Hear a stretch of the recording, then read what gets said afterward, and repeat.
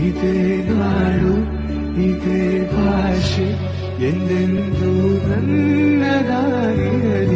Hi hello ನಮಸ್ತೆ, ಎಲ್ಲರೂ ಹೇಗಿದ್ದೀರಾ? ಎಲ್ಲರೂ ಚೆನ್ನಾಗಿದ್ದೀರಾ ಅಂತ ಭಾವಿಸ್ತಾ ಇಂದಿನ ವಿಡಿಯೋವನ್ನು ಪ್ರಾರಂಭಿಸೋಣ. ಇಂದಿನ ವಿಡಿಯೋದಲ್ಲಿ ಸಿನಿಮಾ ವಾಲಿ ಎಂಬ ಪದ್ಯವನ್ನು ನೋಡೋಣ. ಸಿನಿಮಾ ವಾಲಿ ಎಂಬ ಈ ಪದ್ಯವನ್ನು JP ರಾಜರತ್ನಂ ಅವರು ಬರೆದಿದ್ದಾರೆ. ಇದು ಹಾಸ್ಯಮಯವಾದ ಕವನ. ಇಲ್ಲಿ ಒಬ್ಬ ಗಂಡ ತನ್ನ ಹೆಂಡತಿಯನ್ನು ಸಿನಿಮಾ ವಾಲಿ ಅಂದರೆ ಸಿನಿಮಾ ಹುಚ್ಚಿ ಎಂದು ಸಂಬೋಧಿಸುತ್ತಾ ಅವಳ ಸಿನಿಮಾ ನೋಡುವ ಅತಿಯಾದ ಆಸಕ್ತಿಯ ಬಗ್ಗೆ ದೂರು ಹೇಳುತ್ತಾನೆ. ವಾರಕ್ಕೆ 5 ಸಿನಿಮಾಗಳು ಬೇಕು, ಅದಕ್ಕಾಗಿ ಕ್ಯೂನಲ್ಲಿ ನಿಲ್ಲಬೇಕು, ಹಣ ಖರ್ಚು ಮಾಡಬೇಕು, ಮನೆಯಲ್ಲಿ ತಂಗಳನ್ನ ಊಟ ತಿನ್ನಬೇಕು. ಹೀಗೆ ತನ್ನ ಕಷ್ಟಗಳನ್ನು ಹೇಳಿಕೊಂಡು ಹೆಂಡತಿಯ ಸಿನಿಮಾ ಹುಚ್ಚನ್ನು ಲೇವಡಿ ಮಾಡುತ್ತಾ ಹೋಗುತ್ತಾನೆ, ಅಂದರೆ ಹೇಳುತ್ತಾ ಹೋಗುತ್ತಾನೆ. ಬನ್ನಿ ಪದ್ಯವನ್ನು ನೋಡೋಣ. ಆಗಾಕಿಲ್ ಮಲ್ಲಿ ನನ್ನ ಕೈಲ್ ಆಗಾಕಿಲ್ಲ ಮಲ್ಲಿ, ಎಂಡ್ರು ನಿನ್ನ ಕಟ್ಕೊಂಡು ನೀಸೋದು ಆಗಾಕಿಲ್ ಮಲ್ಲಿ. ಅಂದರೆ ಮಲ್ಲಿ, ನನ್ನ ಕೈಲಿ ಆಗೋದಿಲ್ಲ, ನಿನ್ನನ್ನು ಹೆಂಡತಿಯಾಗಿ ಕಟ್ಕೊಂಡು ಸಂಸಾರ ಮಾಡುವುದು ನನ್ನ ಕೈಲಿ ಸಾಧ್ಯವಿಲ್ಲ ಎಂದು ಗಂಡ ಹೇಳುತ್ತಾನೆ. ವಾರಕ್ಕೆ ಹಿಂಗೆ ನಿಂಗೆ 5 ಸಿನಿಮಾ, ಅಷ್ಟೋ ರಾತ್ರಿ ನನಗೆ ತಂಗಳ ನೇಮ, ತಿಂದಿದ್ದು ಎಲ್ಲ ಹೊಟ್ಟೆ ಬೂದಿಲ್ ನೇಮ ಓಮ, ಒತ್ತೈತೆ ಕಣ್ ತುಂಬ ತೇಮ. ಅಂದರೆ ವಾರಕ್ಕೆ ನಿನಗೆ 5 ಸಿನಿಮಾಗಳು ಬೇಕು, ಅಷ್ಟೂ ರಾತ್ರಿ ನನಗೆ ತಣ್ಣನೆಯ ಊಟ ಅಂದರೆ ತಂಗಳನ್ನ ತಿನ್ನುವ ನಿಯಮ. ತಂದಿದೆಯಲ್ಲ ಹೊಟ್ಟೆಯಲ್ಲಿ ಸೇರಿ ಕಣ್ಣುಗಳಲ್ಲಿ ನೀರು ತುಂಬಿ ತೇಗ ಬರ್ತಿದೆ, ಅಂದರೆ ಕಷ್ಟವಾಗ್ತಿದೆ ಎಂದು ಹೇಳುತ್ತಾನೆ. ಒಂಟೆ ಬಡಕನ ಸುಂಟ್ರ ಗಾಳಿ, ಬದುಕು ರೂಢಿ ಇಲ್ಲ ನನಗ ಚಾಳಿ, ವಾರಕ್ಕೆ 5 ಶೋ ನಾ ದಿವಾಲಿ, ಎಲ್ಲಿ ಕಲಿತೆಯೇ ಇದ ನಿನ್ನ ಮನಾಲಿ. ಅಂದರೆ ನಾನು ಒಂಟೆ ಬಡಕ ಅಂದರೆ ಒಂಟೆಯಂತೆ ಕಷ್ಟಪಡುವವನು, ಸುಂಟ್ರ ಗಾಳಿಯಂತೆ ವೇಗವಾಗಿ ಕೆಲಸ ಮಾಡುವನು. ನನಗೆ ಈ ಸಿನಿಮಾ ಚಾಳಿ ರೂಢಿ ಇಲ್ಲ ಅಂದರೆ ಅಭ್ಯಾಸ ಇಲ್ಲ. ವಾರಕ್ಕೆ 5 ಶೋ ಅಂದರೆ 5 ಸಿನಿಮಾ, ವಾರಕ್ಕೆ 5 ಶೋ ಅಂದರೆ ನಾನು ದಿವಾಲಿನೇ ಆಗುತ್ತೇನೆ. ಈ ದುಂದುಗಾರಿಕೆಯನ್ನು ಎಲ್ಲಿ ಕಲಿತೆ ಎಂದು ಕೇಳುತ್ತಾನೆ.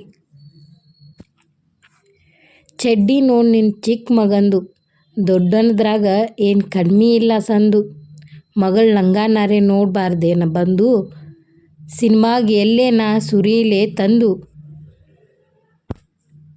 ಅಂದರೆ ನಿನ್ನ ಚಿಕ್ಕ ಮಗನ ಚಡ್ಡಿ ಹರಿದಿದೆ ನೋಡು, ದೊಡ್ಡದ್ರಲ್ಲಿ ಏನು ಕಡಿಮೆ ಇಲ್ಲ, ಅಂದರೆ ಅದು ಹಳೆಯದಾಗಿ ಹರಿದಿದೆ ಅಂತ ಹೇಳಿದ್ದಾರೆ.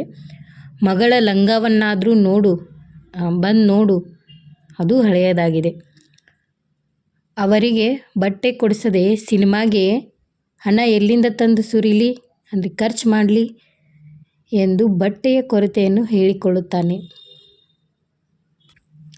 ಗಂಟೆ ಆ ಕ್ಯೂನಲ್ಲಿ ಕಾದು ಮುಖದ ಬಣ್ಣ ನೋಡು ಅಪ್ಪ ಸಾಧು, ಜೇಡನ್ ಬಲೆ ನೊಣ ಸಿನಿಮಾ ಜಾದು, ಹೋಗ್ಬ್ಯಾಡ ಮಲ್ಲಿ ಆದಿ ಅದು.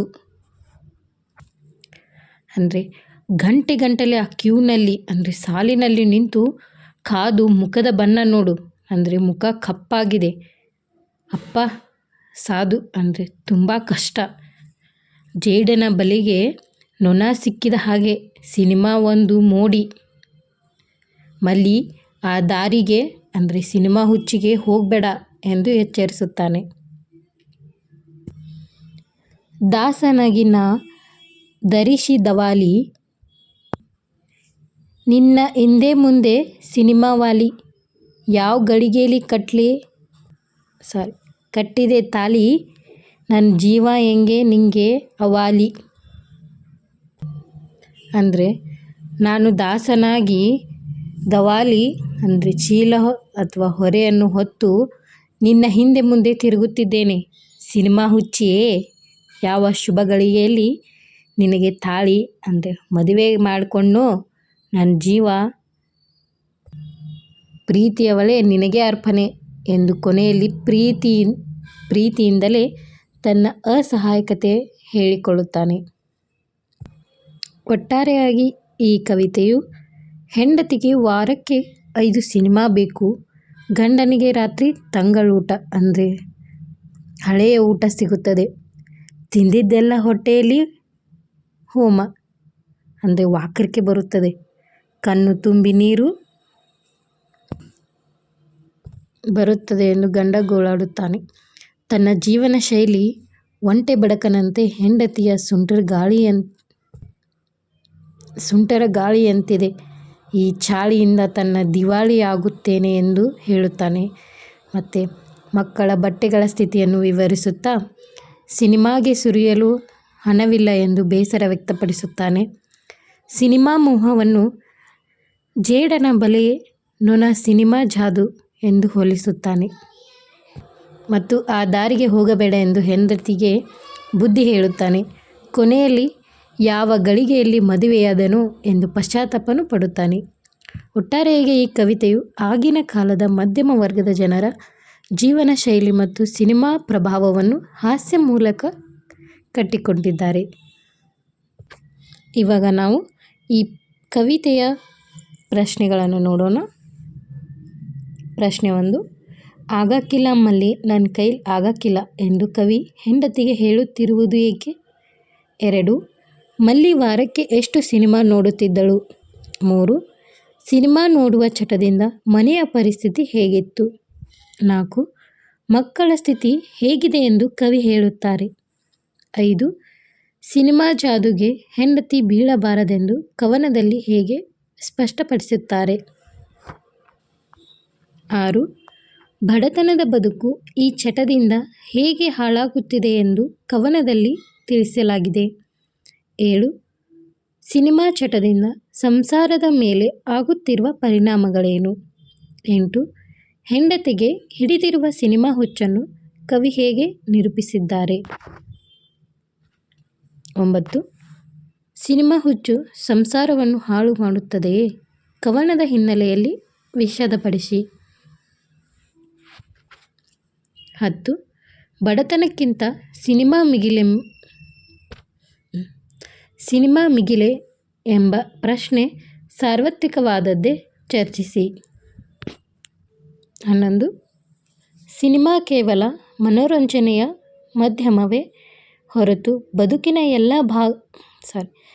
ಬದುಕಿನ ಭಾಗವಲ್ಲ ಎಂಬುದನ್ನು ಕವನದ ಹಿನ್ನೆಲೆಯಲ್ಲಿ ವಿಶ್ಲೇಷಿಸಿ. 12, ಹೆಂಡತಿಯ ಸಿನಿಮಾ ಹುಚ್ಚಿಗೆ ಬೇಸತ್ತ ಪತಿಯ ಮನಸ್ಥಿತಿಯನ್ನು ಕುರಿತು ಬರೆಯಿರಿ. ಇದಿಷ್ಟು ಈ ಪದ್ಯದ ಪ್ರಶ್ನೆಗಳು. ಮತ್ತೆ ಮುಂದಿನ ವಿಡಿಯೋದಲ್ಲಿ ಸಿಗೋಣ. ವಿಡಿಯೋ ಇಷ್ಟ ಆದರೆ ಲೈಕ್ ಮಾಡಿ, ಶೇರ್ ಮಾಡಿ, ಕಮೆಂಟ್ ಮಾಡಿ ಹಾಗೂ ಕಂಟೆಂಟ್ ಇಷ್ಟ ಆದರೆ ಮಾತ್ರ ಸಬ್ಸ್ಕ್ರೈಬ್ ಮಾಡಿ. ಧನ್ಯವಾದಗಳು.